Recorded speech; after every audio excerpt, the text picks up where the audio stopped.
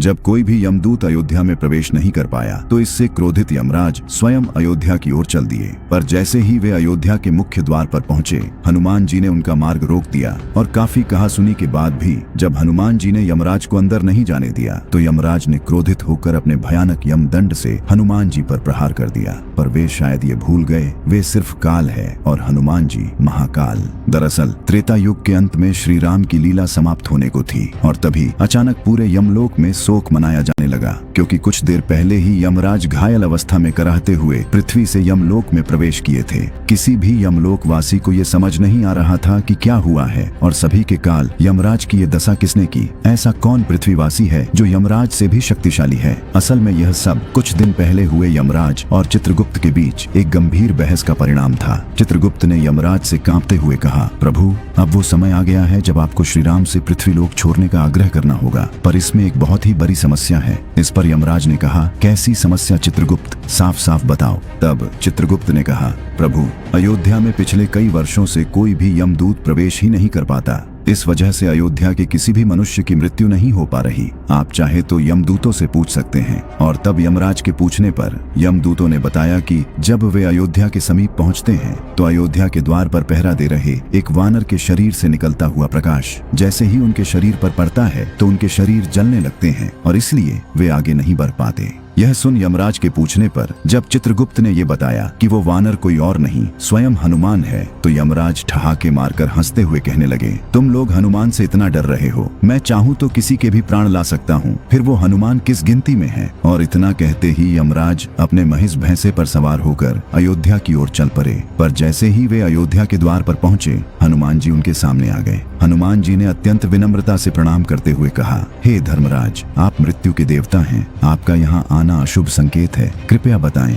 आप यहाँ क्यों पधारे हैं। यमराज ने अपने अहंकार भरे स्वर में कहा, हनुमान मेरे मार्ग से हट जाओ, मैं यहाँ श्री राम से मिलने आया हूँ, क्योंकि उन्होंने अपने लीला की जो अवधि निर्धारित की थी वो समाप्त हो चुकी है। यह सुनते ही हनुमान जी ने दृढ़ता से कहा, हे यमदेव, मेरे प्रभु की आज्ञा के बिना इस नगर में कोई प्रवेश नहीं कर सकता और जब तक मैं जीवित हूँ कोई भी शक्ति मेरे प्रभु को यहाँ से नहीं ले जा सकती, आप लौट जाइए। यमराज ने इसे अपना घोर अपमान समझा और गरजते हुए बोला, अरे मूर्ख वानर, तू काल को रोकने का दुस्साहस कर रहा है, मेरे मार्ग से हट जाओ नहीं तो मुझसे युद्ध करो। यमराज के ये कठोर स्वर और युद्ध की ललकार सुन हनुमान जी क्रोध से तिलमिला उठे और फिर शुरू हुआ हनुमान जी तथा यमराज के बीच वो भयानक युद्ध जिसका आप सभी को इंतजार था। क्रोधित होकर यमराज ने अपनी विशाल गदा से प्रहार किया। इस पर हनुमान जी ने भी अपनी गदा उठाई और दोनों गदाओं की टक्कर से ऐसी भयंकर ध्वनि उत्पन्न हुई मानो ब्रह्मांड फट पड़ा हो। पर इस टकराव में यमराज की गदा के टुकड़े टुकड़े हो गए और तब यमराज ने यह सोचकर अपना कालपाश हनुमान जी पर फेंका कि वे हनुमान जी के प्राण को खींच लेंगे।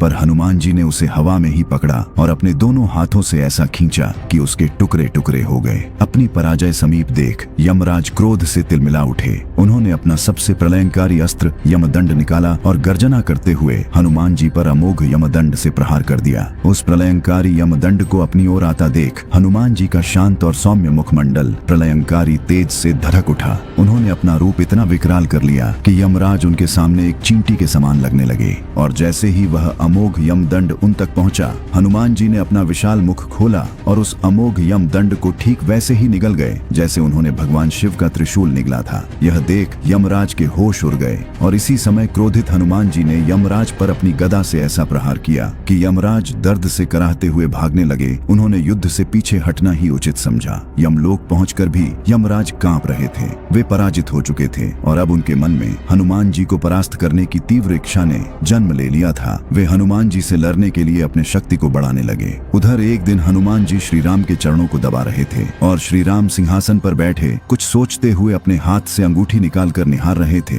तभी वह अंगूठी उनके हाथ से छूटकर फर्श की एक दरार में जा गिरी। श्री राम ने तुरंत कहा, हनुमान मेरी अंगूठी गिर गई, जल्दी लेकर आओ कहीं खो न जाए। हनुमान जी ने तुरंत अति सूक्ष्म रूप धारण किया और उस अंगूठी के पीछे तीव्र गति से उड़ चले। पर यह क्या, हनुमान जी अपनी पूरी गति से उड़ रहे थे पर वे अंगूठी को पकड़ ही नहीं पा रहे थे। उन्होंने पूरी पृथ्वी के कई चक्कर लगा दिए पर अंगूठी की गति और तीव्र होती गई। हनुमान जी पसीने पसीने हो गए। उनको समझ नहीं आ रहा था कि प्रभु की ये कैसी लीला है। इधर हनुमान जी अंगूठी के पीछे भाग रहे थे, उधर यमराज अयोध्या की ओर दोबारा प्रस्थान कर चुके थे। तभी हनुमान जी ने देखा वह अंगूठी सुमेरु सुमेरु पर्वत की एक कंदरा में जा गिरी। हनुमान जी तुरंत वहां पहुंचे, पर गुफा के द्वार पर बैठे एक वानर ने उन्हें रोकते हुए कहा, कौन हो तुम? इस पर हनुमान जी ने कहा, मैं हनुमान हूँ। यह सुनकर वह द्वारपाल वानर ठहाके मारकर हंसते हुए बोला, इतना दुर्बल वानर हनुमान कैसे हो सकता है? और असली हनुमान जी तो अंदर हैं। यह सुन आश्चर्य से हनुमान जी ने अंदर वाले हनुमान जी से मिलने की इच्छा जताई। जैसे ही द्वारपाल वानर अनुमति लेकर आया, हनुमान जी ने अंदर प्रवेश किया और अंदर आते ही उन्होंने एक ऐसे दिव्य वातावरण का अनुभव किया जो स्वयं श्री राम के समीप होने से भी अधिक मनोरम था। और तभी सामने सिंहासन पर बैठे एक अत्यंत ही दिव्य और विशाल हनुमान जी ने कहा, आओ हनुमान, तुम्हारा स्वागत है। इस पर हनुमान जी ने कहा, हम दोनों हनुमान कैसे हो सकते हैं? तो उन विशाल हनुमान ने कहा, मैं पिछले कल्प का हनुमान हूँ और तुम इस कल्प के, कहो क्यों आए हो? तब हनुमान जी ने कहा, मैं अपने प्रभु की अंगूठी लेने आया हूँ, वो इसी गुफा में आई है। इस पर उन विशाल देहधारी हनुमान जी ने अंगूठी की एक विशाल ढेर को दिखाते हुए कहा, ले लो, इसमें से जो भी हो। हनुमान जी उन सारी अंगूठी को आश्चर्य से देखते रह गए। तब अंदर बैठे हनुमान जी ने समझाया, जब जब पृथ्वी पर श्री राम अवतार की लीला पूर्ण होती है, श्री राम अपने हनुमान को इसी तरह अंगूठी लेने भेजते हैं और यहाँ वो अंगूठी 1 से 2 हो जाती है। एक हनुमान लेकर चले जाते हैं, दूसरी यही रह जाती है और यह लो तुम्हारी ये अंगूठी। इधर हनुमान जी इस लीला में उलझे थे और उधर यमराज अपनी पूरी शक्ति से अयोध्या के द्वार पर पहुंचकर हनुमान जी को पुकारने लगे। और तभी वहाँ एक आकाशवाणी हुई, हे धर्मराज, श्री राम आपका इंतजार कर रहे हैं। आप हनुमान के आने के पहले ही उनके महल पहुंचे। यमराज ने अपना वेश बदला और तुरंत श्री राम के भवन में प्रवेश किया। श्री राम ने उन्हें बैठने को कहा। तब यमराज ने प्रणाम करते हुए कहा, प्रभु, हमारा आपका ये वार्तालाप अत्यंत ही गुप्त है, इसे कोई न सुन पाए, ऐसा उपाय करे और जो भी इसे सुने उसे मृत्यु दंड दे दिया जाए। इस पर श्री राम ने द्वार की रक्षा का ये भार लक्ष्मण जी को दिया और कहा, जब तक मैं न बोलूं कोई मेरे कक्ष में न आ पाए, नहीं तो उसे मृत्यु दंड दे दिया जाएगा। लक्ष्मण जी द्वार पर पहरा देने लगे और अंदर यमराज अपने वेश में आकर श्री राम से उनकी लीला की अवधि समाप्त होने और उनके धाम प्रस्थान के विषय में बात करने लगे। लक्ष्मण जी द्वार पर पहरा देते हुए टहल रहे थे। तभी वहाँ ऋषि दुर्वासा आ गए और श्री राम से तुरंत मिलने का हठ करने लगे। और जब लक्ष्मण जी ने उन्हें रोका तो वे क्रोधित होकर पूरे अयोध्या को शाप देने की धमकी देने लगे। इस पर लक्ष्मण जी ने मजबूरी में श्री राम और यमराज के वार्तालाप में बीच में ही महल में प्रवेश किया। यह देखते ही यमराज तुरंत ही अदृश्य हो गए और इसी घटना के फल स्वरूप श्री राम ने जब लक्ष्मण जी को त्याग दिया तो लक्ष्मण जी ने सरयू नदी में जल समाधि ले ली। जब हनुमान जी प्रभु की अंगूठी लेकर अयोध्या वापस आए तो श्री राम सहित सभी परिकर धाम प्रस्थान करने के लिए सरयू तट पर थे।